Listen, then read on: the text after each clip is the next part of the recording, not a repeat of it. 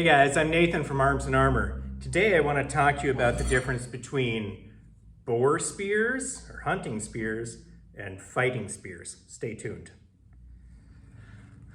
So really, when we look at historical spears, there are two major varieties. Those that are designed for hunting animals and those that are designed for fighting other humans, right? Weapons of war versus hunting weapons. And there are a number of differences between these, although if something can kill a person, it can probably also kill an animal and vice versa, right? But there are some special characteristics that hunting spears, especially those designed for hunting dangerous animals, have versus fighting spears.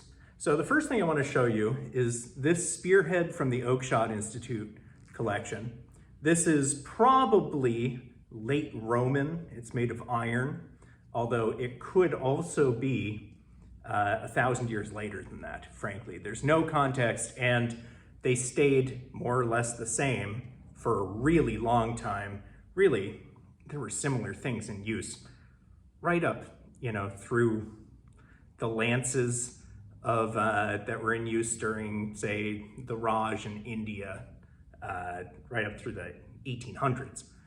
This is a weapon that was probably a weapon of war, and it was for casting, right? You would throw it, although you could also fight with it in two hands.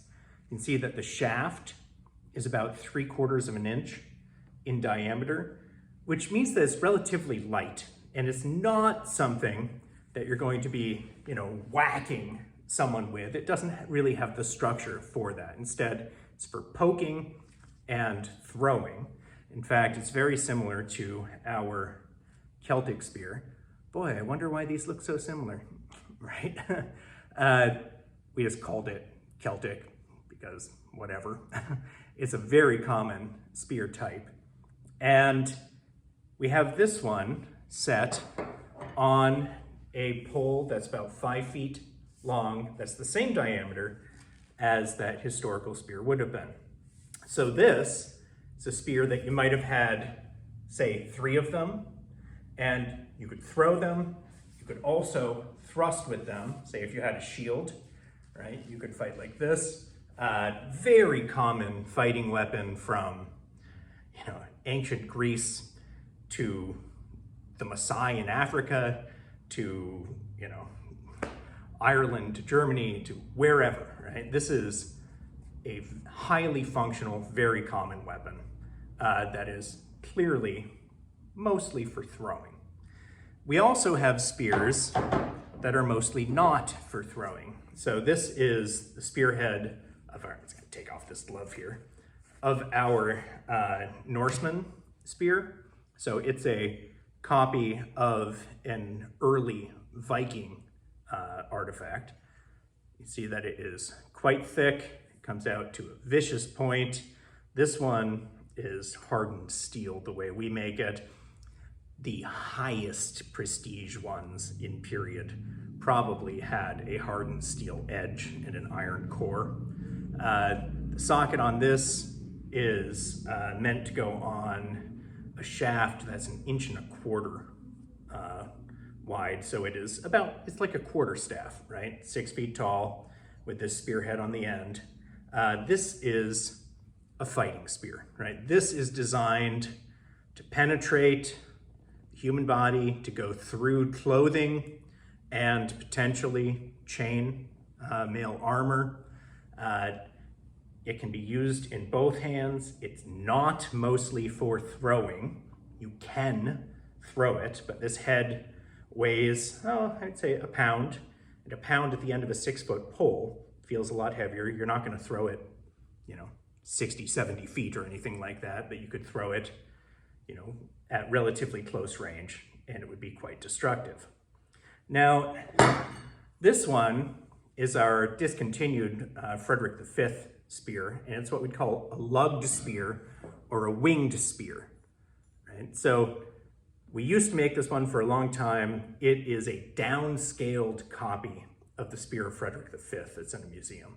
The original is about twice this big, right? It's a huge spear.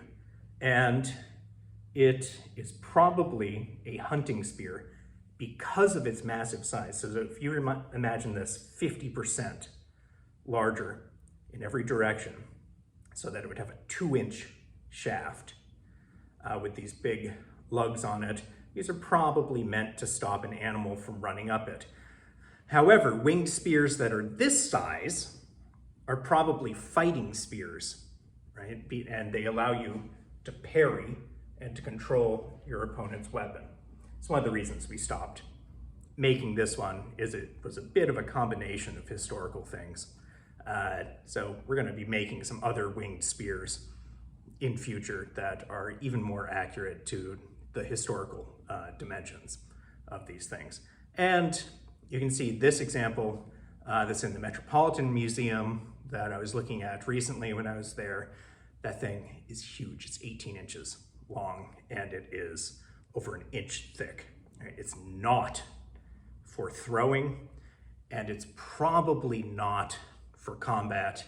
It's probably for hunting, just based on its weight.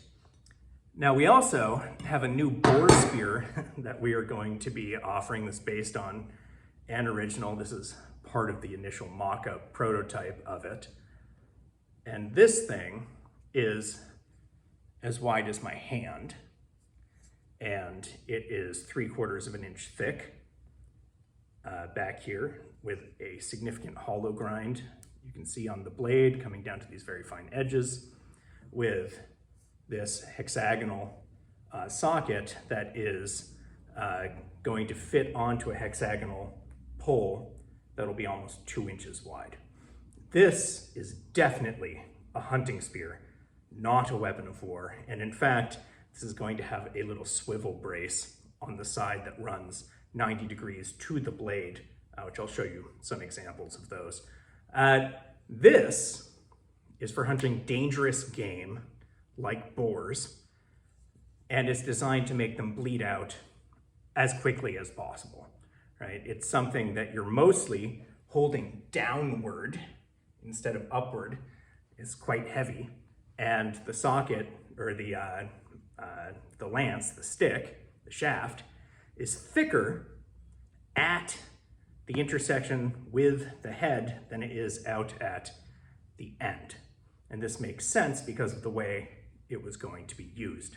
So when you look at spears, try and think about what they would really be good for, right? What's that weight like on the end of a pole? If I put this on the end of a 6-foot pole, this thing is going to be a giant beast. And could you fight with it? Yes. Is it going to be super maneuverable? No, right? I would much rather fight with this and hunt with this.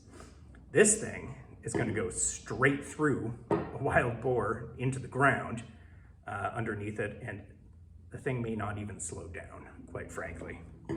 This, right, and the width of this spear is really designed to cause devastating and quick bleed outs in dangerous animals.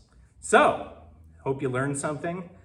I'm hoping to have this one out in production this fall, probably when Renaissance Fair is over.